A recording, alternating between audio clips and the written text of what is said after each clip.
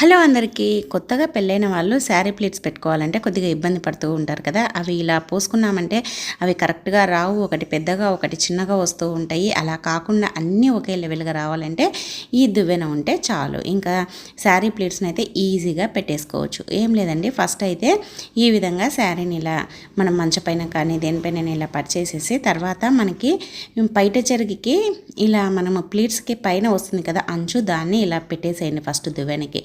తర్వాత దాని సైజులో కరెక్ట్గా ఈ విధంగా ఇంకా మీకు ఎన్ని కావాలనో అన్ని ప్లేట్స్ని అయితే పెట్టేసుకోండి.